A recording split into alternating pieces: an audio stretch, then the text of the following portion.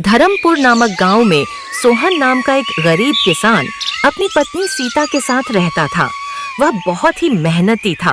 वह हर रोज सेठ के खेत में जाकर मजदूरी करता और इस तरह उनका गुजारा चलता था। पर सेठ बहुत ही लालची किस्म का आदमी था। वह हमेशा लोगों को ठगने के नए नए तरीके सोचता रहता। इस बार फसल बहुत ही बढ़िया हुई। सोहन सेठ के पास अपनी मजदूरी लेने गया। अरे सोहन, अभी फसल बिकी नहीं है, तुम कल आकर मजदूरी ले जाना। ठीक है मालिक। सोहन बिना कुछ बोले अपने घर लौट गया। उसकी पत्नी उससे पूछती है, क्या हुआ, आपकी तनख्वाह मिली या नहीं? अरे नहीं, सेठ ने बोला कि कल तनख्वाह देंगे, अनाज की बिक्री नहीं हुई अभी। तभी उसकी पत्नी बिना कुछ बोले वहाँ से चली जाती है। अगले दिन सोहन अपनी तनख्वाह लेने सेठ के पास जाता है। सोहन, इस महीने तूने काम अच्छा नहीं किया, तुझे कोई तनख्वाह नहीं मिलेगी।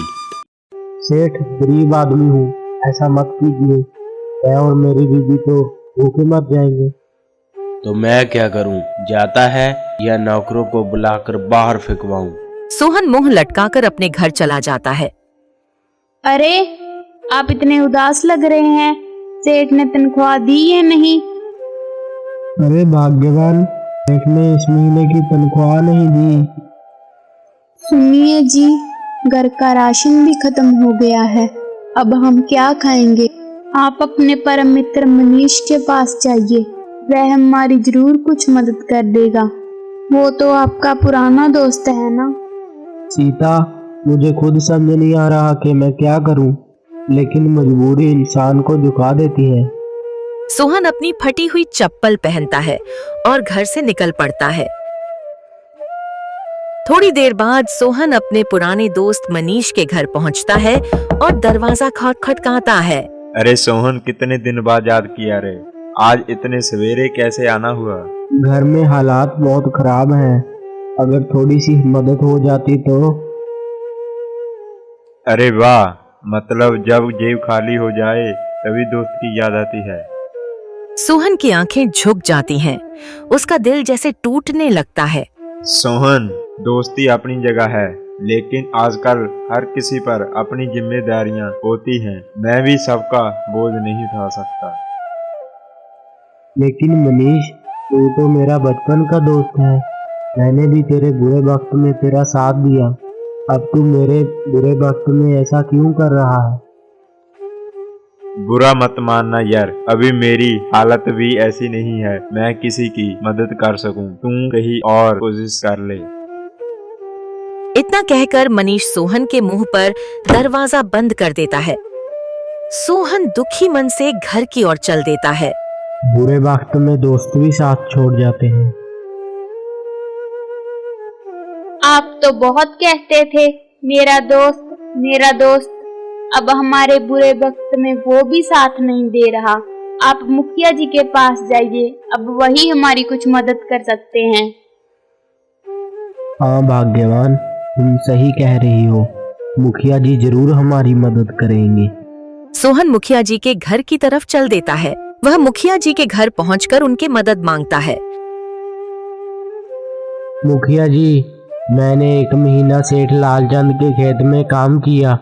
महीने के अंत में जब मैं सेठ से अपनी मजदूरी लेने गया तो वह कहते हैं कि तुमने काम बढ़िया नहीं किया, इस महीने की तनख्वाह तुझे नहीं मिलेगी। हम सड़क पर आ गए हैं, राशन खत्म हो गया है, आप मेरी कुछ मदद कर दीजिए। अरे, हमरो ठेको ले रखो है के तौर गरीबों की मदद करने को। मुखिया जी, आप तो गांव के कर्ता धर्ता हैं, अगर आप मेरी मदद नहीं करेंगे तो और कौन करेगा? तो मैं क्या करूं? जा, यहाँ से आ जाते हैं मुंह उठा के। सोहन बेचारा दुखी मन के साथ वहाँ से चला जाता है। वह गांव में कई जगह काम ढूंढता है, कभी मंगल सेठ के पास तो कभी मसीहा के पास, उसको कहीं काम नहीं मिलता। वह जंगल की तरफ जाने लगता है। वह जंगल के रास्ते जा रहा था, तभी झाड़ियां के पीछे से आवाज आती है, पानी, पानी, कोई पानी पिला दो। जो प्यासे थे प्यास की वजह से जमीन पर तड़प रहे थे और पानी पानी चिल्ला रहे थे। सोहन ने पास के तालाब से पानी लिया और प्यासे साधु को पिला दिया। बेटा, तुमने बहुत अच्छा काम किया। भगवान तुम्हारा भला करे। कोई बात नहीं महाराज, यह तो मेरा फर्ज था। बेटा सोहन, मैं तुम्हारी समस्या जानता हूँ।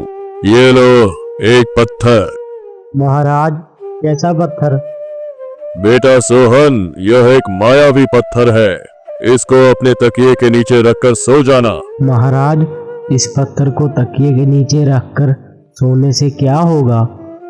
बेटा, इसको तकिए के नीचे रखकर जब तुम सो जाओगे तो तुम जो भी सपना देखोगे वह अगले दिन सच हो जाएगा। धन्यवाद महाराज।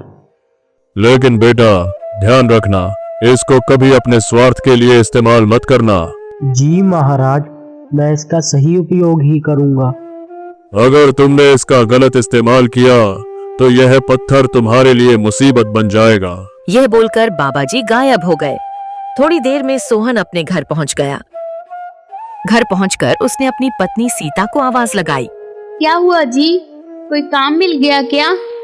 नहीं सीता, इससे भी अच्छा, एक साधु ने मुझे एक मायावी पत्थर दिया। मायावी पत्थर? वो क्या होता है जी? साधु बाबा ने कहा है, इस पत्थर को तकिए के नीचे रखकर सोने से जो सपना दिखेगा वो अगले दिन सच हो जाएगा। अरे, ऐसा भी कोई पत्थर होता है क्या? कहीं आपको किसी ने बेवकूफ तो नहीं बना दिया? नहीं सीता, वह साधु बाबा सच्चे थे। सोहन तकिए के नीचे मायावी पत्थर रखकर सो जाता है। आधी रात को पत्थर चमकने लगा। उसकी रोशनी इतनी तेज थी कि पूरा कमरा उसकी रोशनी से भर गया। सुबह होते ही सोहन की नींद खुल गई। सीता, सीता, उठो जल्दी। क्या हुआ जी, इतनी सुबह सुबह क्यों चिल्ला रहे हो? सीता, मुझे एक सपना आया, बहुत अजीब सा। कैसा सपना जी, बताइए तो। सीता, मैंने सपने में देखा कि हमारे पड़ोसी रामू काका का जो पुराना पुश्तैनी घर है उसके पीछे वाले आंगन में जो नीम का पेड़ है वहाँ कुछ बहुत कीमती चीज दबी हुई है। रामू काका बेचारे, वो तो हमारी तरह ही तंगहारी में जी रहे हैं। पर जी, अगर खजाना उनके घर में है तो आप क्या करेंगे? सीता, साधु बाबा ने कहा था कि पत्थर का गलत इस्तेमाल मत करना। खजाना जिसका है उसे मिलना चाहिए। मैं अभी जाकर रामू काका को बताऊंगा। लेकिन अगर उन्होंने यकीन नहीं किया तो? अगर वहाँ कुछ नहीं निकला तो वो क्या सोचेंगे? मुझे यकीन है सीता, वो पत्थर रात भर चमक रहा था। सपने में मैंने देखा कि नीम के पेड़ से 5 कदम दूर एक बहुत बड़ा डिब्बा है, उसी में खजाना दबा है। आप सही कह रहे हैं, रामू काका बहुत भले आदमी हैं। उन्होंने कई बार हमारी मदद की है। अगर उन्हें कुछ मिल गया तो उनका बुढ़ापा सुधर जाएगा। हाँ, मैं अभी उन्हें जाकर बताता हूँ।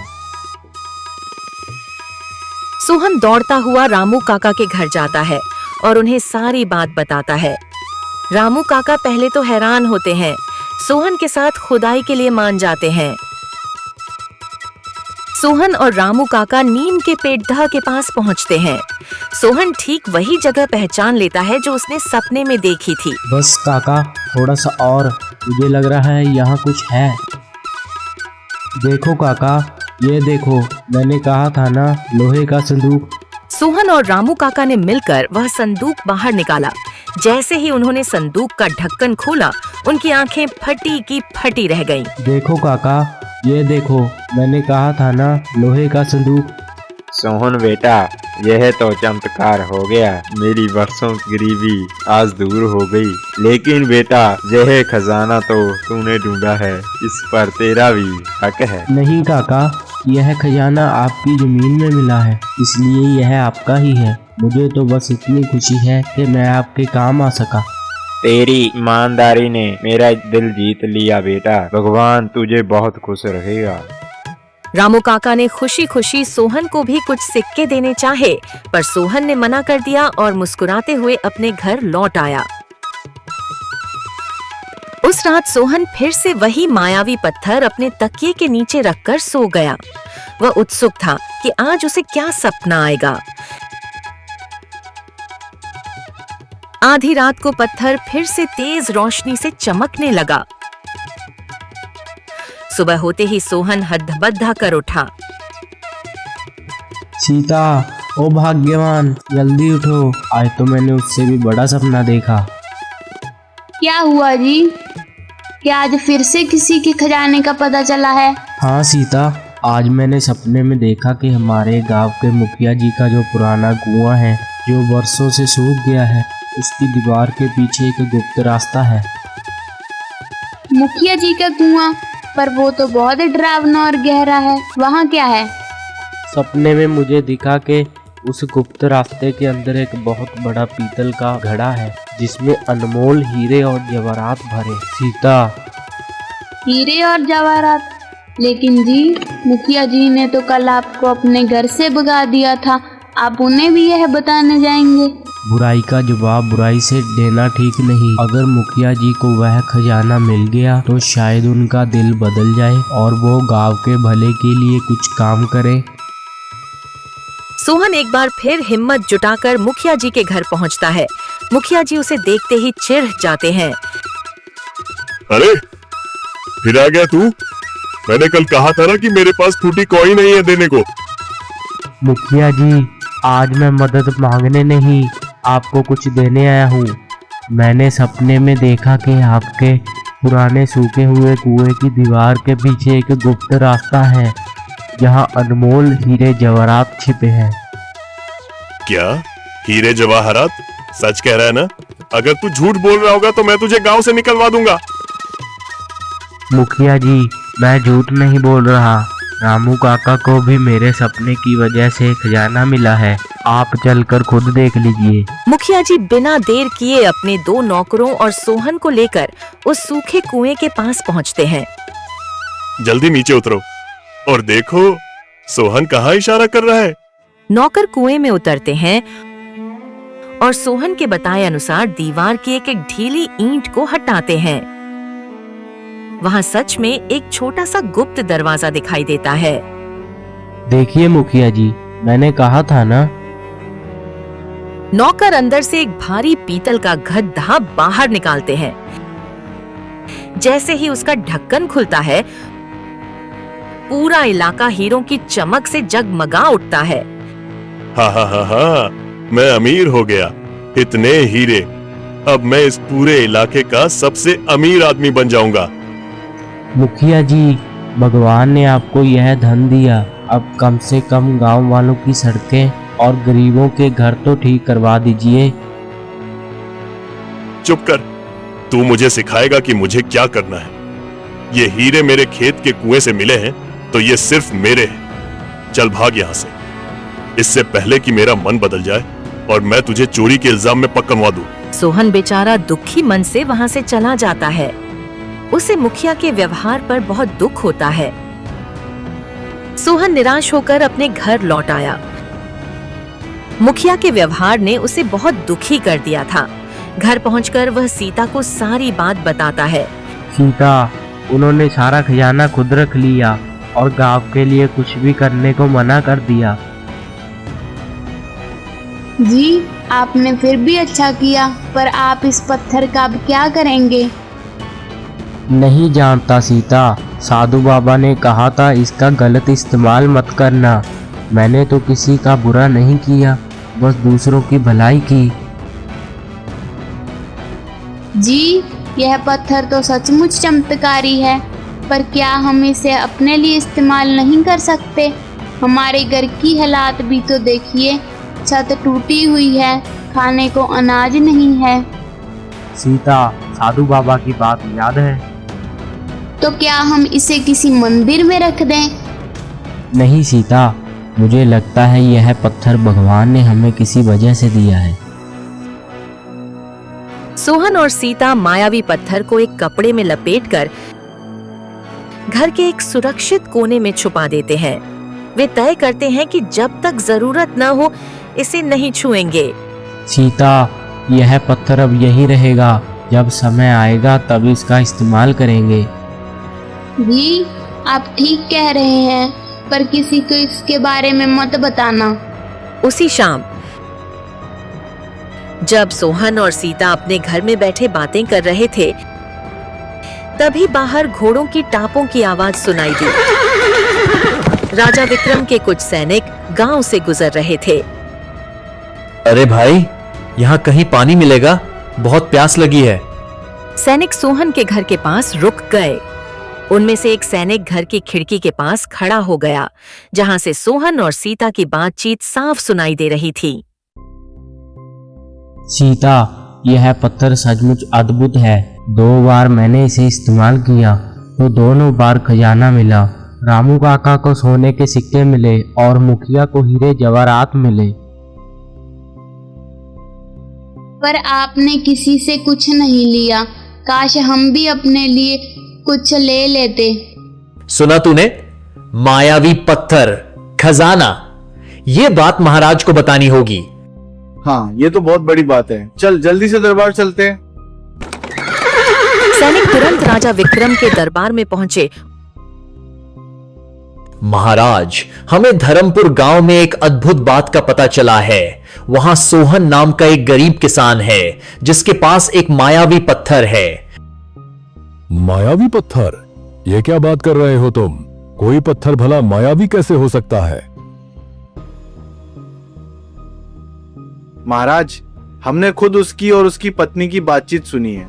वह पत्थर तकिए के नीचे रखने से जो सपना दिखता है, वह अगले दिन सच हो जाता है। उसी पत्थर की मदद से 2 लोगों को खजाना मिल चुका है। ऐसा कैसे हो सकता है? ये तो अविश्वसनीय है। महाराज, क्यों न हम उस किसान को दरबार में बुलाएं और स्वयं जांच करें कि ये सच है या केवल अफवाह। हाँ, यही ठीक रहेगा। सैनिकों, तुरंत धर्मपुर जाओ और सोहन नाम के उस किसान को हमारे दरबार में लेकर आओ। और हाँ, किसी को कुछ पता न चले, बिल्कुल गुप्त तरीके से। जी महाराज, हम तुरंत जाते हैं। पर महाराज, अगर वह इनकार कर दे तो? ये राजा का आदेश है।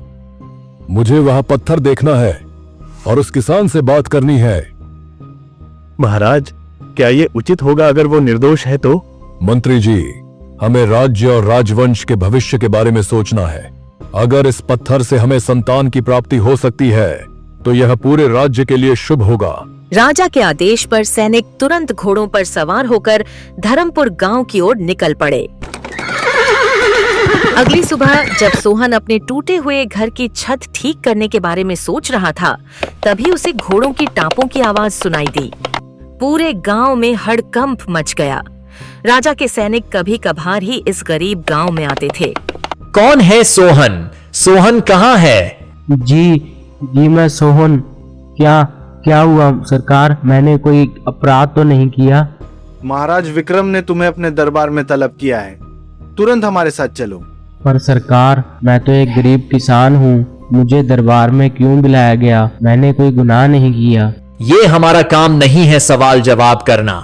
महाराज का आदेश है, बस चुपचाप चलो, नहीं तो जबरदस्ती ले जाना पड़ेगा। तभी सीता घर से बाहर दौड़ती हुई आई। उसकी आंखों में आंसू थे। नहीं सरकार, इन्हें कहाँ लेके जा रहे हो? छोड़ दो इन्हें। देखो बहन, हम सिर्फ आदेश का पालन कर रहे हैं। महाराज ने तुम्हारे पति को बुलाया है, यही हम जानते हैं। घबराओ मत। अगर कोई अपराध नहीं किया तो कुछ नहीं होगा। पर अगर यह उस पत्थर के बारे में है तो किसी ने हमारी बातें तो नहीं सुन ली? चिंता मत करो, जो भी हो मैं सच बोलूंगा। पत्थर तो मेरे पास सुरक्षित है। बहुत बातें हो गई, अब चलोगे या हम जबरदस्ती करें? घोड़े पर बैठो तुरंत। सैनिकों की आवाज सुनकर आसपास के लोग इकट्ठा हो गए। रामू काका भी दौड़ते हुए आए। ये राजा का आदेश है। बस अब और देर नहीं। सोहन, इस घोड़े पर बैठो, हमें अभी निकलना है। सोहन ने एक आखिरी बार सीता की ओर देखा। सीता के आंसू रुक नहीं रहे थे। उसने हिम्मत जुटाकर घोड़े पर बैठ गया। जल्दी लौट आइएगा, मैं आपका इंतजार करूंगी। चिंता मत करो सीता, मैं वापस आ जाऊंगा। चलो, महाराज का इंतजार हो रहा होगा। सैनिकों ने अपने घोड़ों को एड़ लगाई और सोहन को बीच में लेकर तेजी से राजधानी की ओर निकल पड़े। सीता वहीं खड़ी रोती रही और गांव वाले चुपचाप यह सब देखते रहे। घोड़े तेज रफ्तार से दौड़ रहे थे। सोहन के मन में हजारों सवाल उठ रहे थे। आखिरकार उसने हिम्मत करके एक सैनिक से पूछा, सरकार, क्या आप बता सकते हैं कि महाराज ने मुझे क्यों बुलाया? मैं तो कभी राजधानी गया ही नहीं। हमने कहा ना, हमें सिर्फ तुम्हें लाने का आदेश मिला है, बाकी महाराज खुद बताएंगे। हाँ, पर इतना बता दूं कि तुम्हारे पास कोई खास चीज है जिसके बारे में महाराज जानना चाहते हैं। खास चीज? ओ नहीं, कहीं यह पत्थर के बारे में तो नहीं? पर किसने बताया होगा? कई घंटों की यात्रा के बाद दूर से राजधानी के भव्य महल की दीवारें दिखाई देने लगीं। सोहन ने अपने जीवन में कभी इतनी बड़ी इमारतें नहीं देखी थीं। यह कितना बड़ा है? ये महाराज विक्रम का राजमहल है।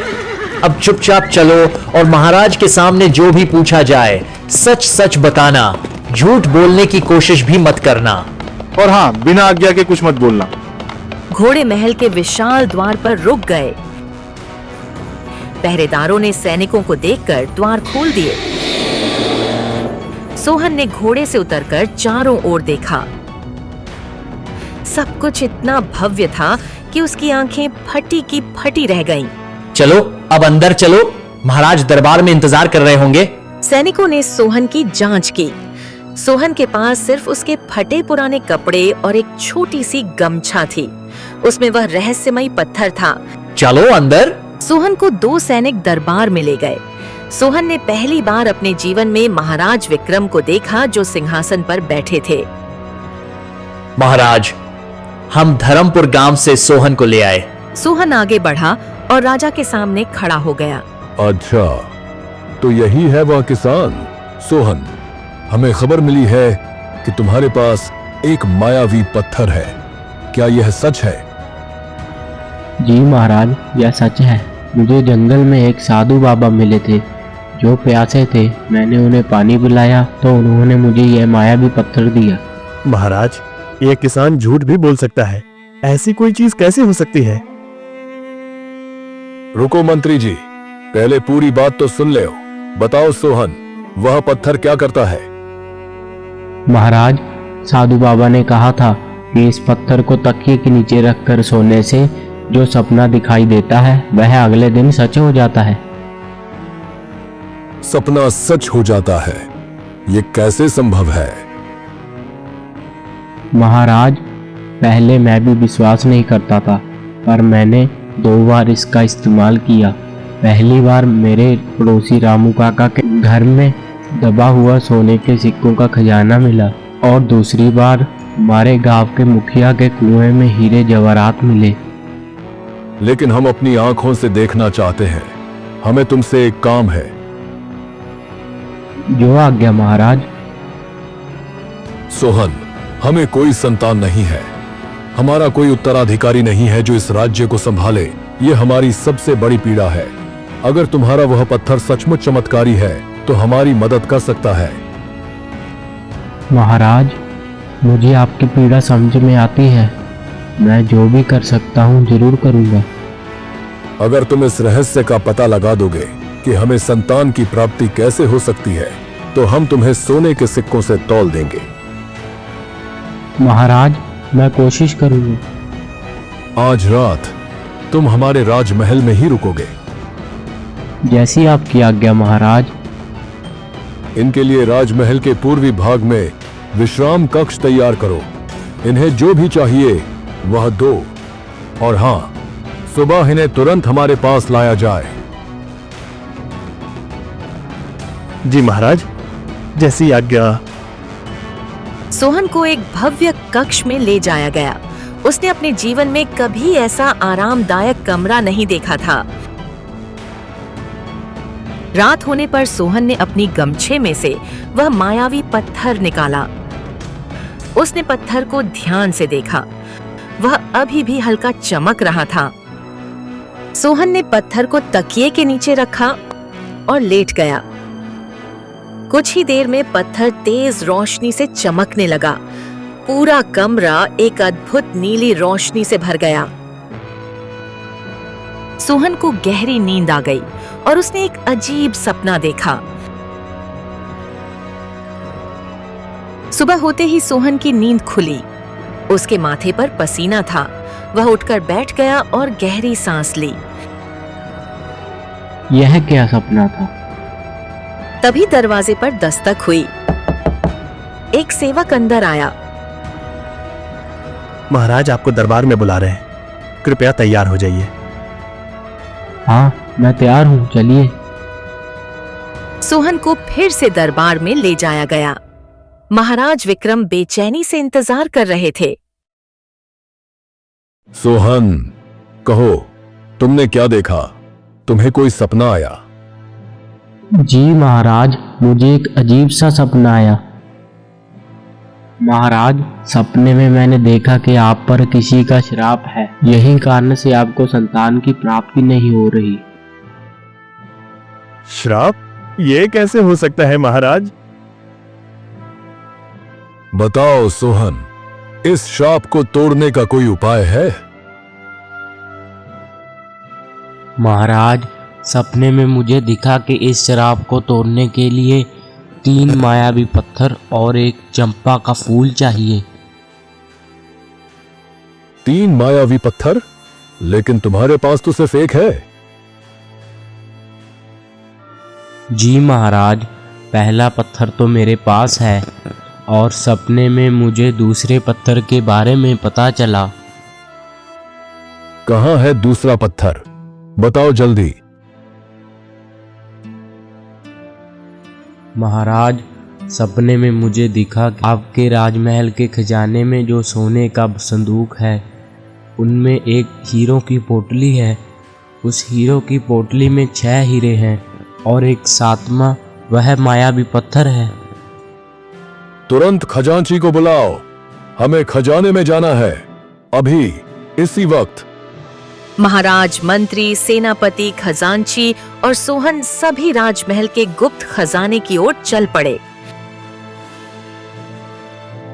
महाराज, ये रहा खजाना। इसमें सोने के कई संदूक हैं। सोहन, तुम बताओ कौन सा संदूक?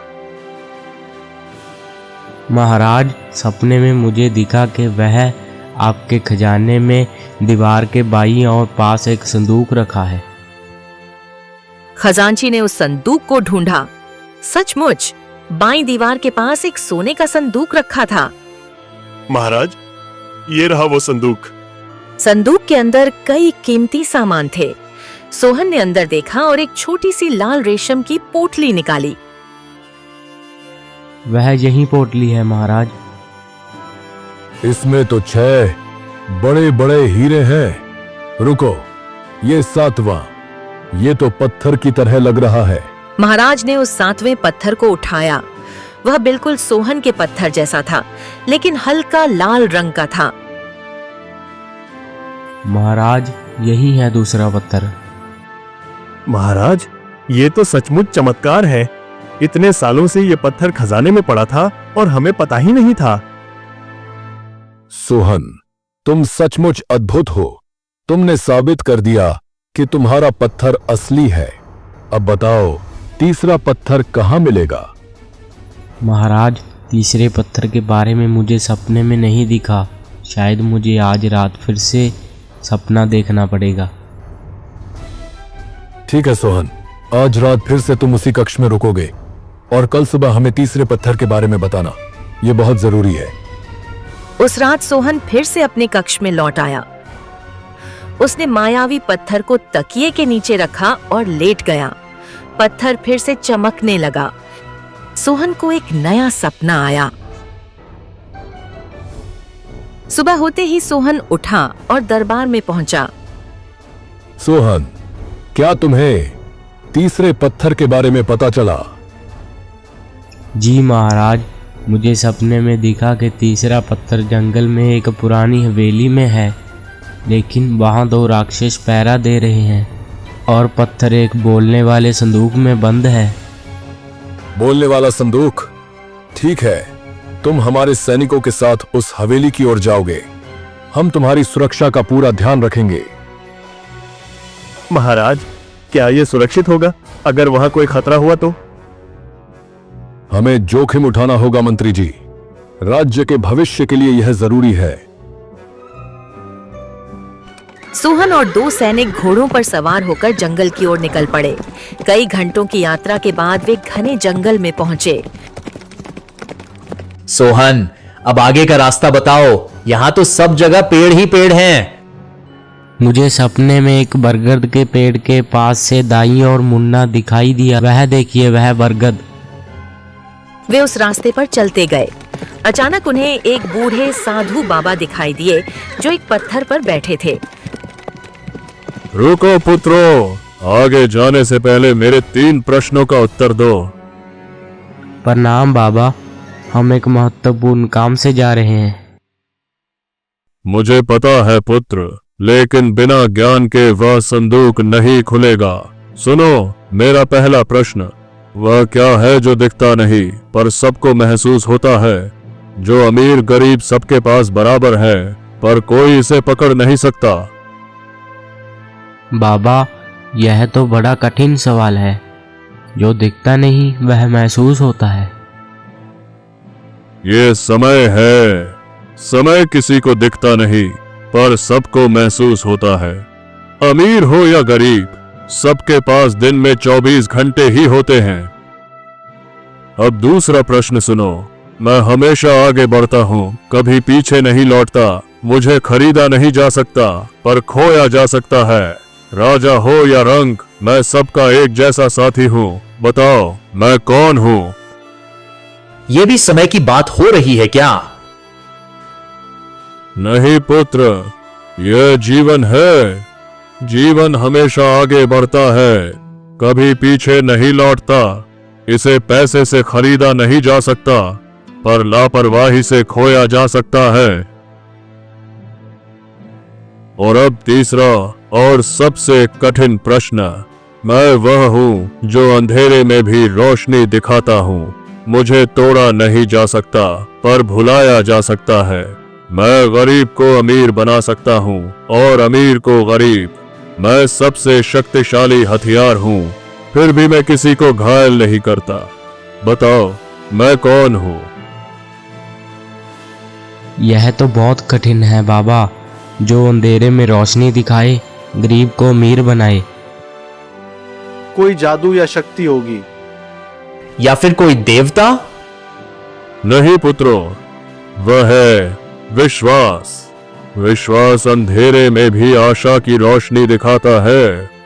विश्वास को तोड़ा नहीं जा सकता पर भुलाया जा सकता है। विश्वास से गरीब आदमी मेहनत करके अमीर बन सकता है और विश्वास खो देने से अमीर भी सब कुछ गंवा सकता है।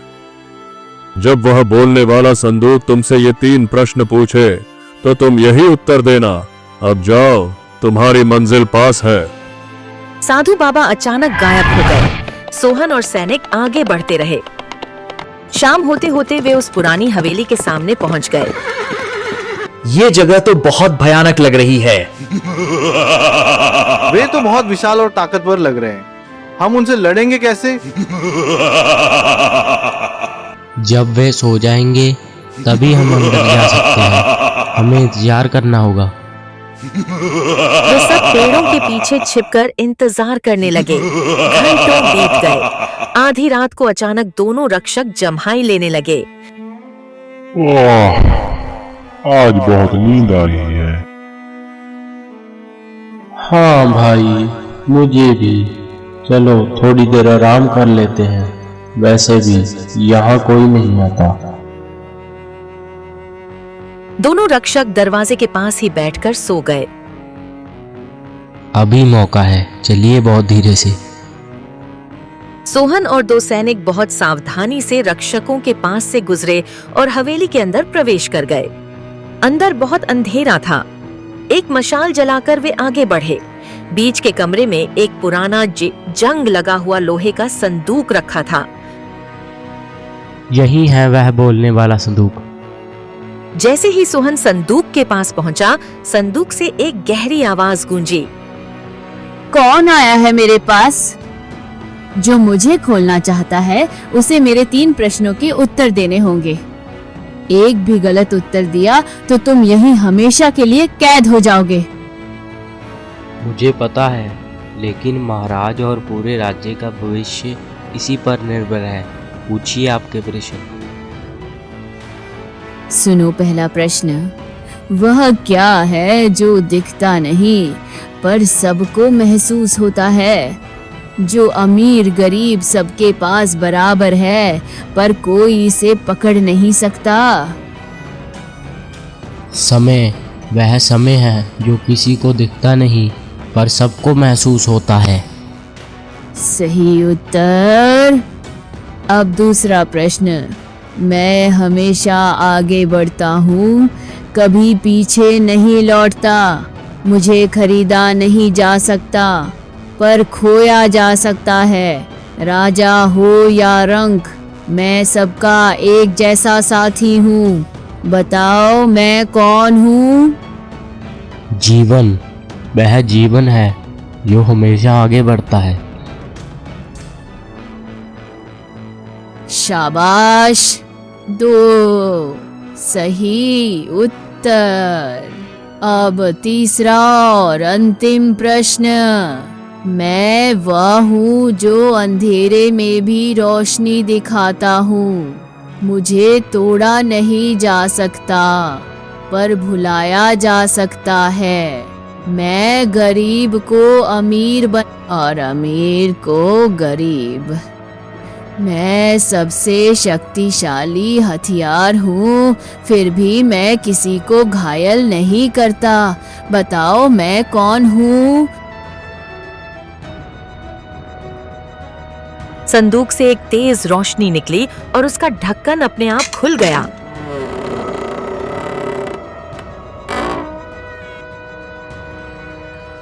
तुमने तीनों प्रश्नों के सही उत्तर दिए। तुम सच्चे और बुद्धिमान हो। ये लो मायावी पत्थर।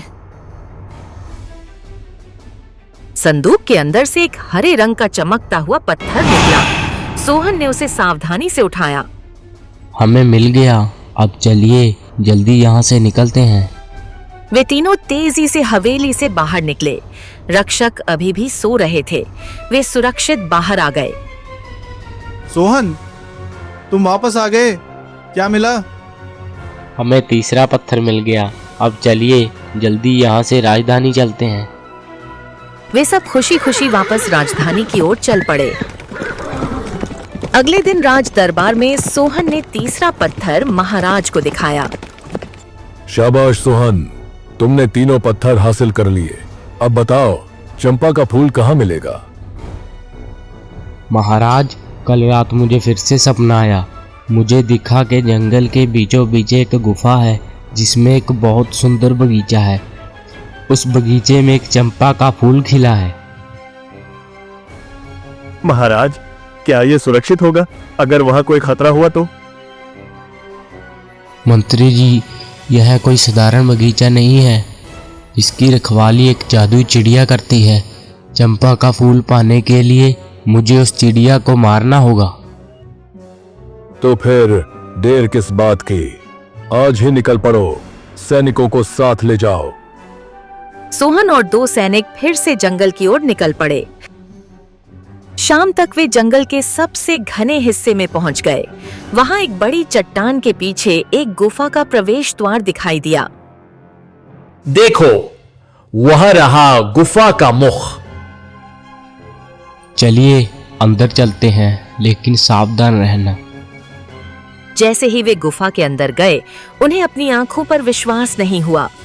गुफा के अंदर एक अद्भुत बगीचा था जो अपनी ही रोशनी से चमक रहा था।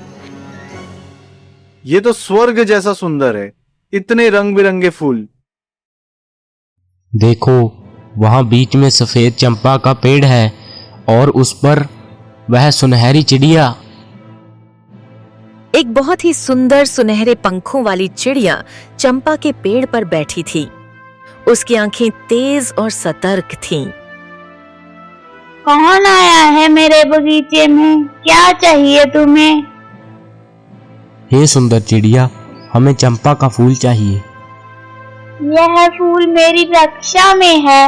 जब तक मैं जीवित हूँ कोई इसे छू नहीं सकता। अगर तुम्हें चाहिए तो पहले मुझे हराओ। चिड़िया ने अपने पंख फैलाए और तेज रोशनी की किरणें छोड़ने लगी। सोहन, पीछे हटो, मैं इसे मार देता हूं। नहीं, रुको, यह काम मुझे करना होगा। सोहन ने अपना धनुष उठाया। सोहन ने तीर चलाया। तीर सीधा चिड़िया के सीने में लगा। चिड़िया धीरे धीरे नीचे गिर गई। तुमने अपना कर्तव्य निभाया। फूल तुम्हारा है, लेकिन याद रखना हर कर्म का फल मिलता है। यह कहकर चिड़िया की आंखें बंद हो गईं। सोहन ने चंपा का सबसे सुंदर फूल तोड़ लिया। वे सब तेजी से राजधानी की ओर लौट पड़े। अगले दिन राज दरबार में सभी इकट्ठे हुए। सोहन ने तीनों मायावी पत्थर और चंपा का फूल एक साथ रख दिया। इन चारों चीजों को एक साथ रखने से श्राप टूट जाएगा। अचानक चारों चीजें गायब हो गईं और उनकी जगह वही साधु बाबा प्रकट हुए जिन्होंने सोहन को पत्थर दिया था। साधु बाबा यहाँ कैसे? विक्रम, ये सब मेरा ही किया धरा है। आपका किया धरा? इसका मतलब?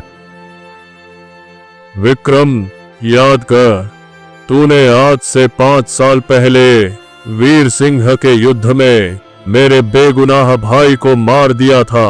वह निर्दोष था, फिर भी तूने उसे मौत के घाट उतार दिया।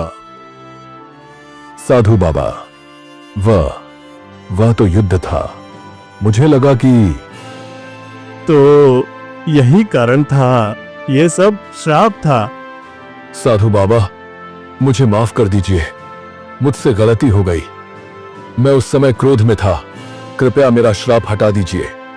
मैं वचन देता हूं कि अब कभी किसी बेगुनाह के साथ अन्याय नहीं होगा। विक्रम, मैं तुम्हें माफ करता हूं, लेकिन याद रखना, आगे से किसी बेगुनाह को कत्ल मत करना। राजा होने का अर्थ है न्याय करना, न कि अन्याय। मैं वचन देता हूं बाबा, अब मैं हर फैसला सोच समझ कर लूंगा। इतना कहकर साधु बाबा वहां से गायब हो गए। साथ ही राजा का श्राप भी टूट गया। आज मैं बहुत खुश हूं। सोहन, तुमने न केवल मेरा श्राप तोड़वाया, बल्कि मुझे मेरी गलती का एहसास भी कराया। महाराज, मैंने तो बस अपना कर्तव्य निभाया है। नहीं सोहन, तुमने बहुत बड़ा काम किया है और मैंने तुम्हें वचन दिया था कि मैं तुम्हें सोने के सिक्कों से तौल दूंगा। आज मैं अपना वचन पूरा करूंगा। महाराज, आपकी यह दया मैं जीवन भर नहीं भूलूंगा। सोहन, यह तुम्हारा हक है। जाओ, अपने परिवार के साथ खुश रहो। आप वापिस आ गए, भगवान का शुक्र है। सीता, अब हमारे बुरे दिन खत्म हो गए। देखो, राजा ने मुझे क्या दिया। जब गांव वालों ने सोने के सिक्कों से भरी बैलगाड़ियां देखीं, तो उनकी आंखें फटी की फटी रह गईं। सोहन ने गांव में एक बड़ा और सुंदर घर बनवाया। उसने अपनी पत्नी सीता के साथ खुशी खुशी रहना शुरू किया। सोहन ने अपनी संपत्ति का उपयोग गांव के भले के लिए भी किया। उसने गरीबों की मदद की, गांव में एक कुआं खुदवाया और स्कूल बनवाया। 1 साल बाद राजा विक्रम के यहाँ 2 जुड़वा बच्चे पैदा हुए। पूरे राज्य में खुशी की लहर दौड़ गई। उन्होंने अपना बाकी जीवन आराम और सुख से बिताया।